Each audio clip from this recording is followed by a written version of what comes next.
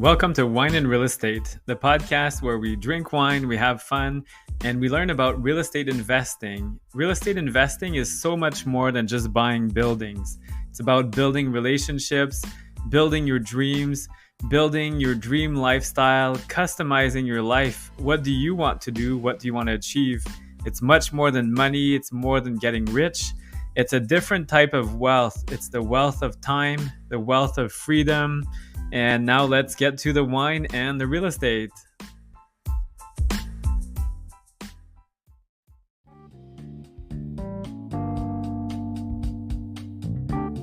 Let's start this episode with some financing tips from our go-to mortgage broker, Streetwise Mortgages. Over to you, Dalia.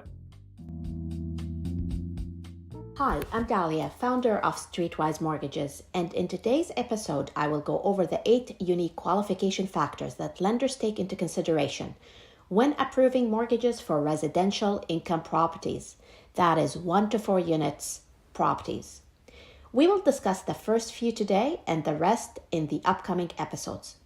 I will share with you tips for each of these factors to enhance the chances that your mortgage application gets approved at the terms that you anticipated. So let's dig in.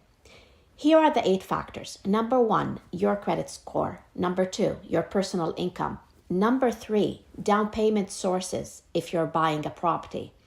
Number 4, whether you are holding title in your personal or corporate name. Number 5, the rental income your portfolio generates.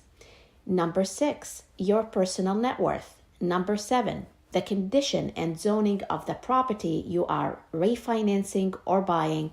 And finally, number 8, the size of your portfolio. Let's start with your credit score. Many of the A lenders look for a minimum credit score of 650 for a rental mortgage application. Some may work with a score of as low as 600, but they will cut down the amortization on the mortgage. B lenders would work with credit scores below 600. Here is a tip for you. Monitor your credit score on a regular basis to ensure that it's healthy and that there are no surprises on your credit, such as suspicious activities or collections that you are not aware of. You can register for such a service through Equifax or TransUnion. Pulling your own credit through such a service will not impact your credit score. Let's now move on to personal income. Personal income plays a large role in the approval of a residential mortgage application. You may be salaried or earning income in various forms as a self-employed business owner, or in the form of investment income, or from various government sources like old age security, child support, RIFs, or a combination of all. Here are the things you need to be aware of when it comes to income.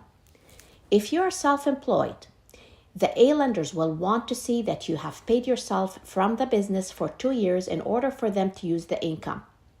This could be in the form of dividends, returns of shareholder loans, or as a salary, or a combination of all. Some A lenders also have programs where they would consider a percentage of your corporate income if your business is incorporated, in addition to what you pay yourself from the business. This is a great program that can help you qualify for more from a mortgage standpoint. If you're not paying yourself enough from the business to qualify with A lenders, then B lenders can be a great alternative, as you can use income that you're earning as a self-employed client regardless of whether or not you own the business for 2 years and regardless of whether or not you filed your personal taxes. For this, the B lenders will charge higher interest rates and lender fees. If you are earning investment or interest income, the A lenders would want to see that you've earned that for 2 years in order to consider it. The B lenders, on the other hand, will rarely use this type of income. I often get a question from clients when they switch jobs from one employer to another. And the question is, can I get a mortgage approved while I am on probation? The answer is yes, with some A lenders, as long as you are transitioning within the same industry. This is not the case with B lenders, and they will need to see that you have passed probation before you get a mortgage approval.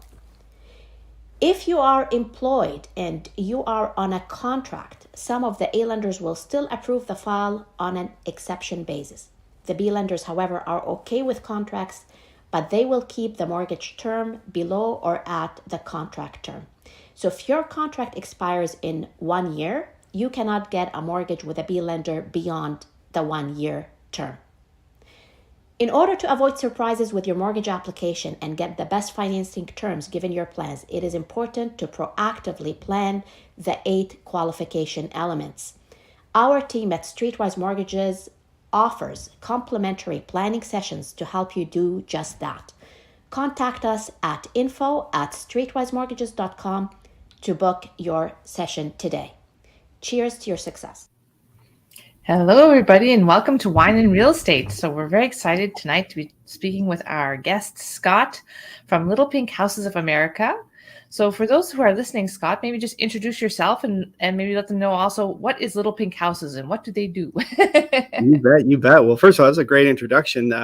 Very impressive, and I couldn't have put that any better myself. The lifestyle and real wealth is having time, and what I've observed from you guys in the time that I've gotten to know you is just that, exemplifying that lifestyle. So well, first of all, thank you for having me. I'm Scott Ulmer. I'm currently recording this in Jacksonville, Florida. It's very hot out right now, and usually is down here. And so I have been doing real estate since full time at this point for 26 years.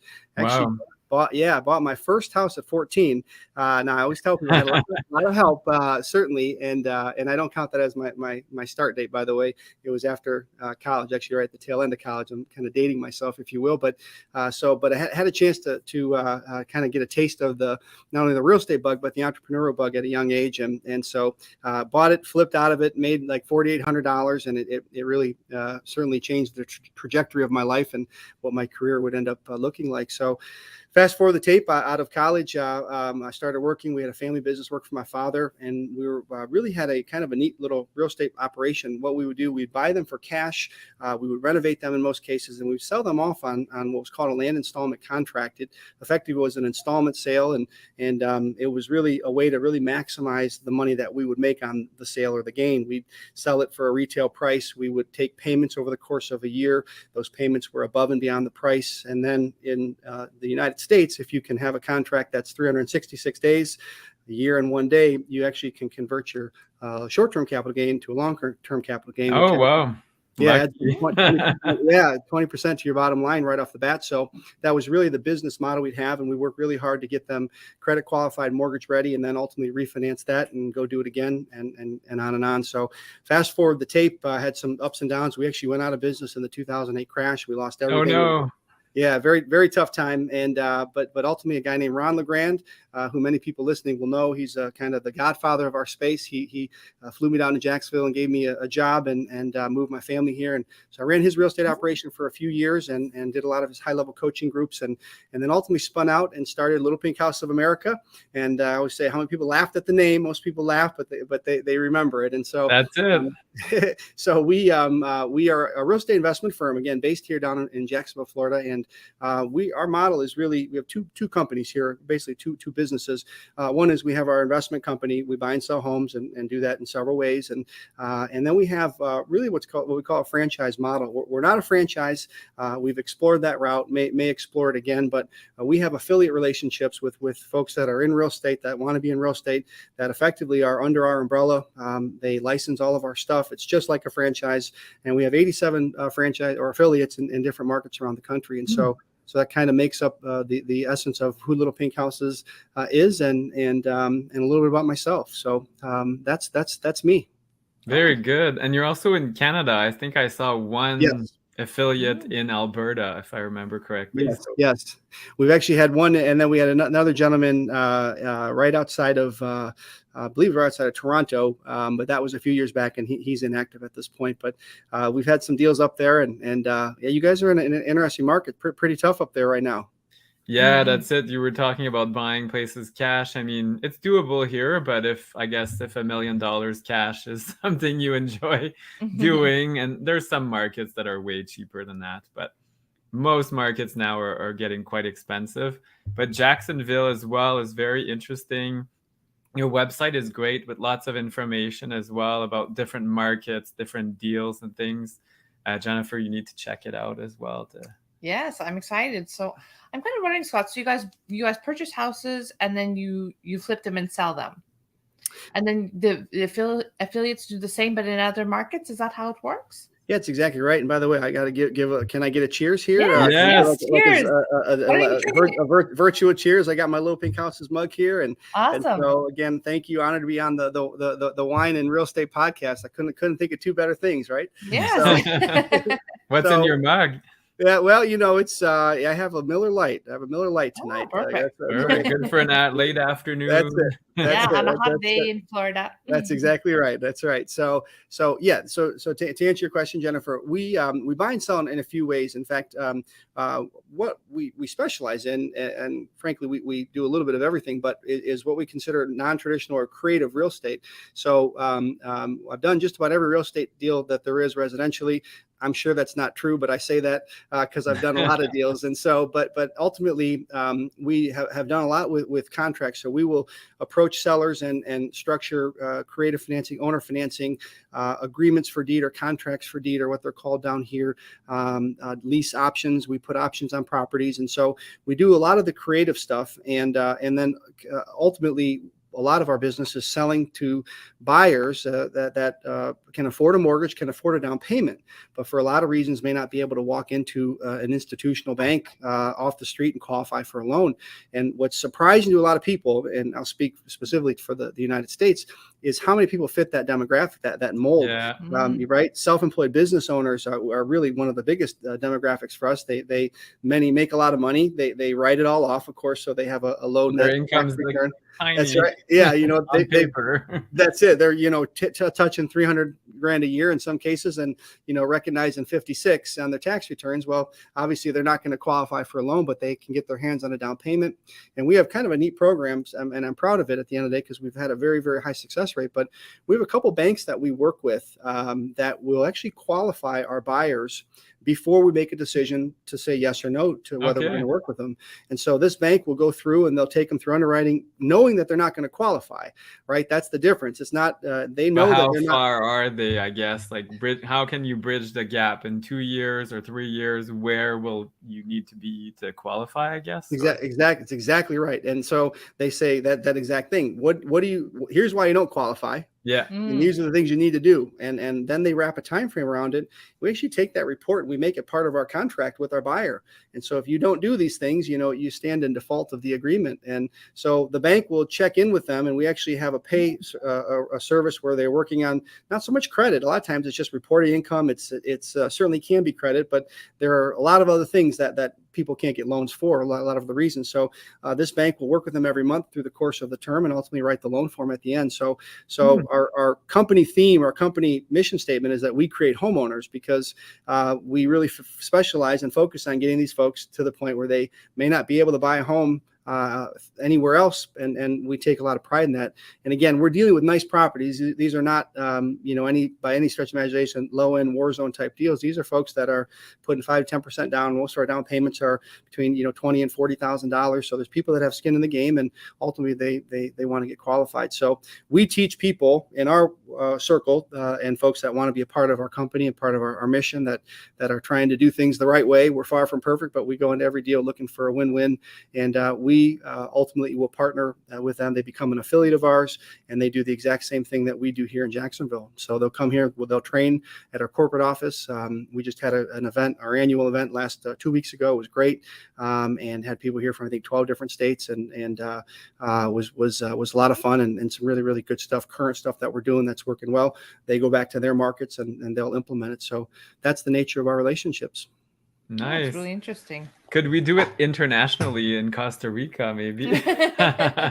I would tell you the answer is absolutely. There's and I don't know anything about Costa Rican real estate law, but I'm sure it's not entirely different. So, but at the end of the day, I got to tell you, we've had some interest expressed in other parts of the world. We're not there yet, but I think everything's on the table. Yeah, that's so cool. So I'm kind of curious, Scott. with the real estate market as hot as it is right now, is this a model that works in all markets, or you kind of have to like focus in on certain markets for it to work? Sure. It's a great question. And Francois, you did say she's going to have some zingers for me. Yeah, So, she's the shark. I told you. No, it's a great question. So let me answer maybe in a few ways. So number one, prior to COVID, frankly, because COVID would be the kind of the pivot point for the market. Yeah, exactly. We were doing a lot with contracts where we had a program and an approach, really a strategy where we would approach a certain target of sellers, and out of 10 sellers we would call, we would usually put 1 or 2 under contract, and it didn't cost us any money. And then we were able to negotiate, mark that up, and then sell it to one of our buyers. And we made a nice spread. We made a nice cash flow along the way when they were making payments. And ultimately, when our buyers got a loan, we would get another payday. So we usually get anywhere from 3 to 5 paydays on one deal. Well, COVID hits and everything changed. And so the candor is that strategy that was kind of the bread and butter of what we did here just stopped having its value proposition. When you have buyers clamoring and making offers multiple and over list price, and it's tough to make a value proposition different than that ultimately if you can get all your cash and then some today, right? So what happened is that we had to change strategies, and so we did. So the terms business, it's still, we just closed on an option contract 2 weeks ago. We made 15 grand. It's nothing to write home about, but it was a 20-acre horse farm that a realtor couldn't sell for a year. We negotiated the price. Obviously we had a big drop from what he was advertising it at. We put it under an option, took it out, found a buyer, and did a quick close that we assigned our contract, made 15 grand. They're still out there, but what happened is we pivoted to making more of kind of cash offers, and those are really what our kind of primary is right now. And the difference in that right now, and what I've shared with a lot of people recently is that, and by the way, Jacksonville is like the number 2 market in the country. I think Forbes came out. I know, it's crazy. So a lot of people say, gosh, you can't find any deals here. And my wife, she's on these Facebook groups, and we live in a certain, I guess, area. And if she said, you listen to her, you think you couldn't find a house to save your life. And that's the perception. But if you're looking in the right places, and I'd love to share where we're looking right now, because we have 4 targets that we go after, the deals are there. The deals are there. You have to know where to look, and obviously you have to have the ability to make offers. But the beauty in a market like this is when you can find the deals, you can sell them quickly and sell them at a good profit. So we're navigating it. Again, we switch strategies pretty distinctly. Not quite a 90-degree turn, but certainly a big change. Yeah, it's a big change. It's a big change company wide as well. And we had a lot of new training that we've been doing. And so, but again, knowing what to look for and having the ability to make those offers, we've had some of the best deals I've done in my life, over the past couple months, because the deals are there, and of course you're able to sell them quickly at a really high price. I love it. That's good to hear. So some of the best deals you've done ever during a tough time. So a lot of people, listeners, listen, when it gets tough, if you pivot, if you're able to change your strategy, you can be very successful. So I love hearing that, because Florida for us as well, we recently bought. It took us 1.5 years to find the right properties. It's been very challenging, but we changed our strategy several times, and now it's worked. So Scott, in Florida, what would you say is a great way to find a deal? Like you mentioned cash. So if you make a cash offer, obviously your offer is more interesting. Are there hot spots? Like people always think about the big cities, but are there small towns that are interesting, or smaller cities? Or Sure. It's a couple of good questions in there. So look, there are certainly markets that I think are tough. Miami right now, if you're in the heart of Miami, I mean, you're just, no matter what, I think you're going to have a tough time finding really good deals. They exist, but I just think it's a hard market to crack. New York, would be another, I would think, as a whole. Certain parts of LA, are going to kind of fall into that category. But and then conversely, some of the rural markets really can be ripe for the picking. And particularly if you're doing remote investing, which is one of the things that we train here, is that you can do deals in places that you never go, never see the home. I know you guys do that. At least we love that. Yeah, right. And so so when you can remote invest and you can find, in fact, we have some partners that we have 12 rental units in central or southern Indiana. No one's ever seen the places, never could even remember the town it was in, but they cash flow. They're great long-term investments, right? They're always occupied, and so there certainly is potential in kind of those rural markets as well, and particularly when you're remote investing. So again, certain markets are going to be better than others for us, but ultimately, if you're somewhere and that's just your market and you're trying to get started, go to your backyard first and see what you can shake up. And you might be surprised. And even simple things like just putting an ad out, believe it or not, Craigslist down here still works. And people chuckle sometimes when I share that. But we have an iBuy house ad that runs 7 days a week on Craigslist.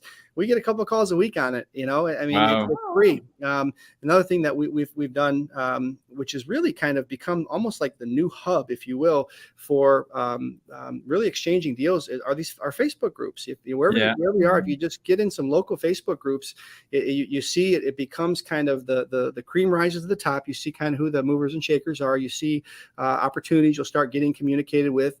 We have one of our affiliates brought us a deal. It was a cash deal, and it was looking for a partner. And we said, first thing we want you to do is go right to a Facebook group. And within 2 or 3 hours, he had found a funding partner for that deal. Wow. And so it's really, so it can be a hub. And then identify the people, introduce yourself, and then try to get them offline where you're having one-on-one conversations and saying, what can I do to be your first phone call? I can get you an offer quickly and no contingencies. We'll buy it as is, no inspection periods. You're not going to get a real complicated contract. It's going to be clean and easy and proof of funds, and we'll get you cash quickly. And can I be your first phone call and have kind of the first shot at these types of deals? And so that will allow you, in some cases, to be able to at least see some things maybe ahead of the market.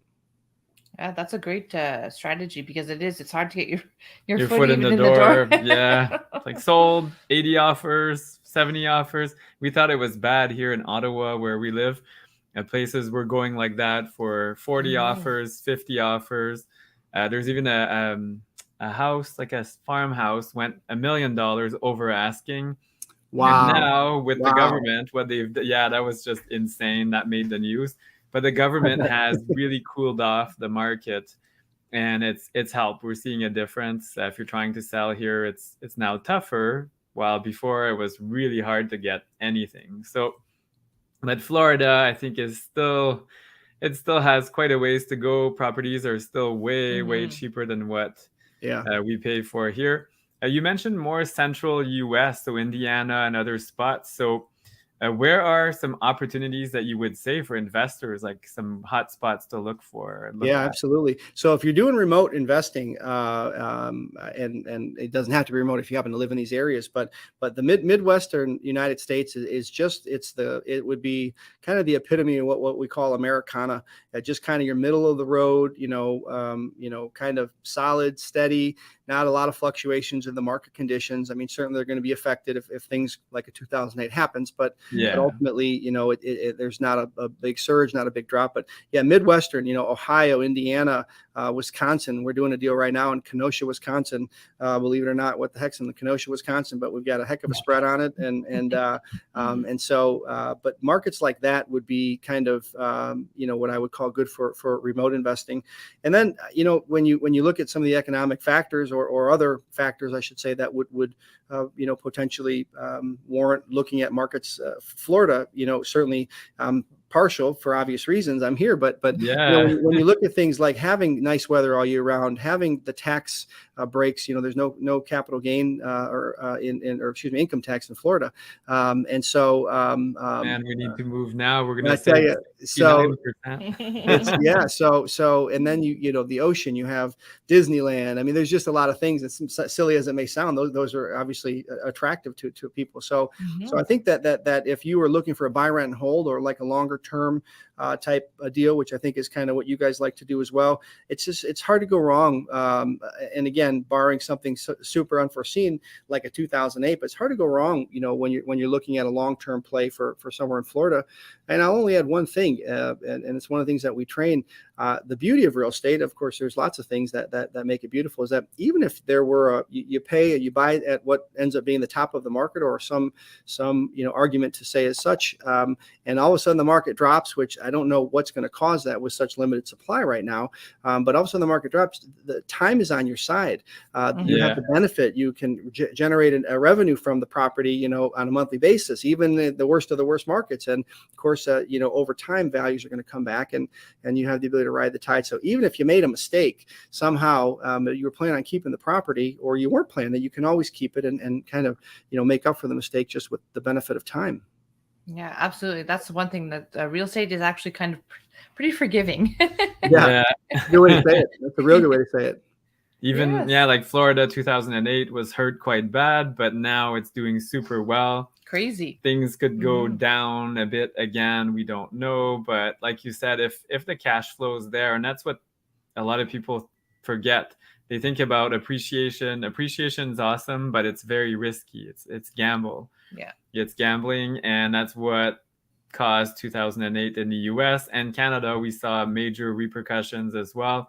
Our prices did not crash, but the banks really tightened up on the lending and became tougher. That's when we started needing to put in 20% down. Well, a bit after that, I think 2010, to buy secondary properties and investment properties and things. So that's great. So Florida, a lot of people are worried about hurricanes. How do you guys handle that? I know a few things now because we bought, but how do you manage that? To us, it seems scary, but I guess having 2 meters of snow could be very scary to you as well. So what do you guys do? What do you recommend for owners? So I was born here many moons ago, and spent the first part of my life here. But I've lived here for, I guess, 12 years at this point. And we've had 2 hurricanes and absolutely no damage whatsoever. So it's what happens is it's a lot of hoopla. Now I watch me bite my tongue here. We get off this weekend. There's some drastic hurricane, and everything gets wiped out. So let me not put that bad energy out there, right? But no, the reality is that there's a lot of hoopla around them. They want to give everyone advance notice. I think Hurricane, whichever was in New Orleans several years ago, that there was just terrible government. I think. Katrina, I think it was Katrina, and so they go really out of the way to make sure. So you get a lot of advance notice. It's not like a tornado where there's 1 minute. There's usually weeks of notice. Oh yeah, wow, okay. We don't know, like it happens within hours or something. No, I don't know. It's a good question if you've not lived through it. But most hurricanes form in the African continent, and they kind of make their way over. And then they build up steam, and again, I didn't know this before I lived here, but we got the apps now. We're watching them, and my wife's all glued into them, and of course, I think I get kind of a kick out of it. My wife said, "What's wrong with you?" I said, "It's kind of exciting, It's like she's like, stop." So it's like snow days back home, like the whole place shuts down, and of course we don't have snow days in Florida. But no, the reality is yeah, right. Well, look, if you live on the coast and you're absolutely on the beach, there are certainly you'd be more in harm's way. And a few years ago, the Gulf Coast that we're on the East Coast, the Atlantic, the Gulf Coast had gotten pretty pulverized, but most of those were literally right on the ocean, and certainly in that maybe half-mile radius or window from the ocean. So the reality is this: it's just I hate to downplay it, but we've been through 2 hurricanes, have had not even one scratch of damage. You have some branches to pick up, but it's probably a little bit exaggerated as far as the concern factor. And I hope I don't eat my words someday, but that's been my experience up to this point. No, but it makes sense. Just like us in Ottawa is not known for tornadoes, and about 4 years ago, we had a major tornado rip through entire neighborhoods here, and that's not something that's ever happened before, and the houses were not built for that, so everything was gone.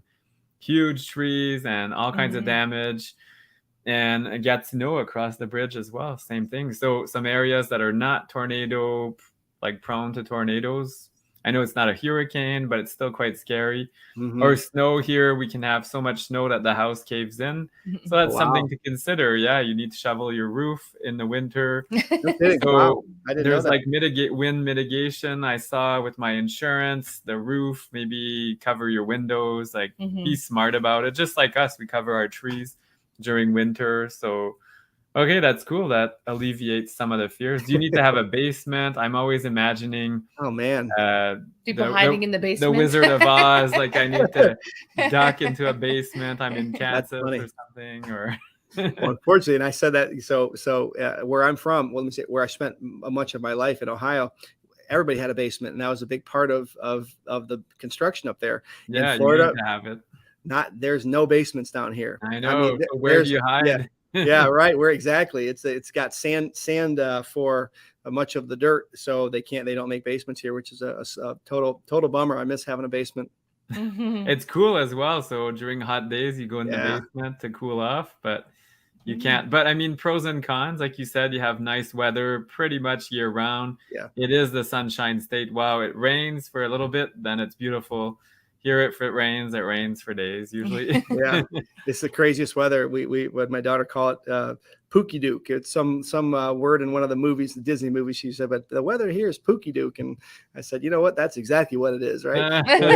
It'll rain for it'll pour. I mean, downpour for 5 minutes. The sky is black, and you're thinking, oh my God, we got to take cover.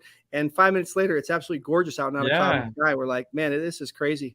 And we don't even listen to the forecast anymore. We've averted so many plans or to not make them based on the forecast, only to have the weather gorgeous. So I don't know. Wow. Yeah, it's crazy down here. So I just want to go back quickly to real estate, Scott, since we're talking about the weather now. Yes. So in 2008, it was kind of a bit of a disaster in Florida. And then we kind of had all this like strange COVID business where it's like everything was so unpredictable. And we seem to be kind of going out of it. And interest rates are going up in Canada. I don't know if they are US as well. They're going up in US. So I'm kind of wondering, where do you kind of see things going in the next like near future? Like, do you think that things are going to cool off a little bit now that things are kind of going back to normal, or what do you inflation as well is a big concern? Inflation, like, are people going to be losing their houses, or what do you kind of see happening in your area? I've had that asked to me quite a bit recently. So I think a couple things.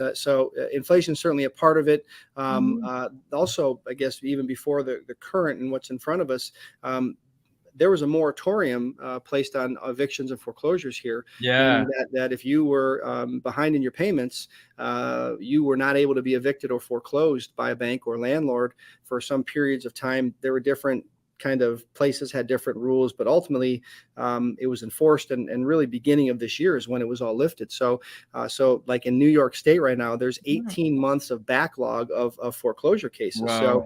So what's going to happen is you're going to see a wave of a lot of pre foreclosures are really a good target right now.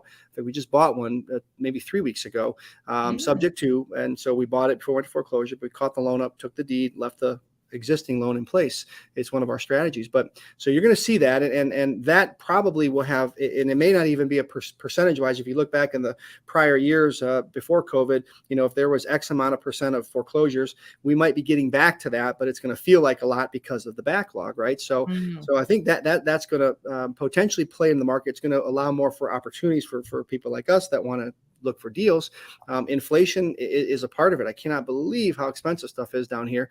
It's noticeable. It's just noticeable. But I guess what I would say is this: last week, the Fed, which is the governing body who are in charge of rates, they raised the interest rates by a half point.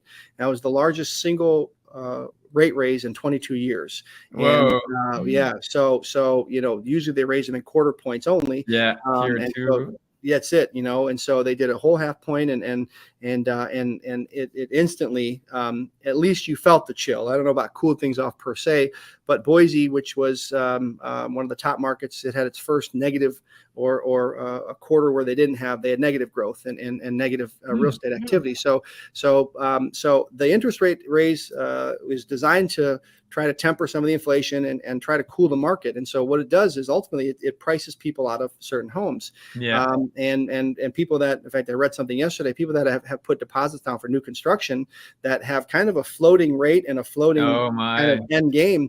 They're not only are the supply chain issues causing delays, but the increase in price. And then all of a sudden they make this decision, put money down, and not only is there this big delay, but it's predicated on a certain payment that is now going to be a lot higher, and Yeah. it's causing some problems. So it's going to price people out, which means it's going to slow some of the activity. But I think part of the saving grace is that there's been such a limited supply. Number one, because of the foreclosure and eviction moratorium, a lot of the investor type houses weren't as available. Builders are building like crazy, but after 2008, so many builders lost their shirt that they're concerned. So there was about a 3-year backlog, if you will. Let me say it the right way. They weren't building at the same rate that they were prior to 2008. Yeah. So there was like a couple years Smaller projects. And that's it. They lost.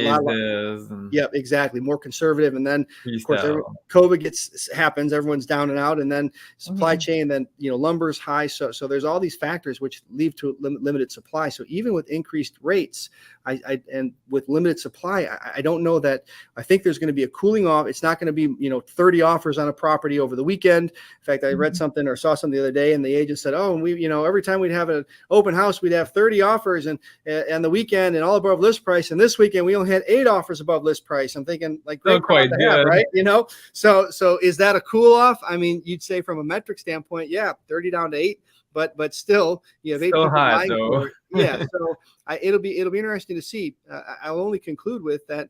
And again, this is obviously a real estate podcast. That should things cool down, ultimately that's the cycle of real estate. Every 10 years or so, over the last 100 in America, there's been somewhat of a market correction, and how bad, how drastic varies, of course. But that there's always opportunities there, and absolutely.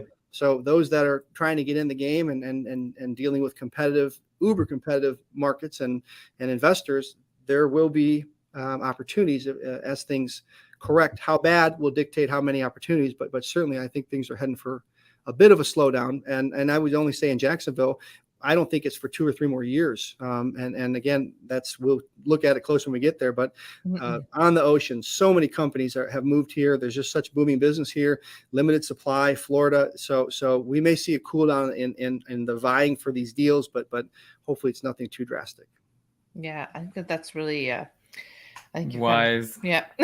Very smart. Well, it's just like Canada. We've seen crazy appreciation, crazy increases. Now it's cooling off. But there is a huge shortage. We in Ontario, the province where we live, I read that we're short 1.5 million houses. Wow! Even to just that's to a be lot. like where we should be. So, and we have massive immigration, just like Florida. There's massive movement to Florida. So that's making it worse. It's already crazy, and you got new people coming in from the U.S., immigrants, whatever. So it's bound to grow, but how and what's going to happen? That's maybe densification is the next thing that's going to happen, because Florida is quite sparse. Like, it's not very dense. So Canada, we're doing a lot of densification, which is causing issues, and it is causing that backlog because we're tearing down houses to build bigger, and that takes years. So anyway, some interesting things happening, but like you said, opportunity as well. If you're smart about it, you can find things and find opportunities. So Scott, if somebody wants to reach out to you, what's the best way to get a hold of you, or at least Little Pink Houses? How do we find you? Yeah, thank you. Absolutely. So first, pinkaffiliates.com is our affiliate website. So pinkaffiliates.com, and that'll give you a lowdown on who we are. You can always find me on LinkedIn, Scott Ulmer. Scott Ulmer, my name's right at the bottom there. You can find me on LinkedIn, and of course we have a YouTube channel that you can find us there, and all of which will have our contact info. And yeah, if you are looking to get into real estate, or we have other training available, but we're always looking for good partners, folks that want to shorten their learning curve and have someone kind of link arms with and kind of give them all the tools and contracts and scripts. And we do most of the heavy lifting in the early days for our affiliates anyway, even talking to sellers and investors, the whole nine, kind of setting everybody up. So always appreciate the opportunity to talk to folks to see if they're a good fit for us and vice versa. But pinkaffiliates.com, you can find me on LinkedIn or go to our YouTube channel, which is Little Pink Houses of America. Awesome. Thank you so much, Scott. And I hope everyone gets to learn a little bit about Little Pink Houses and what's happening in the Jacksonville, Florida market. That's very exciting. Thank you.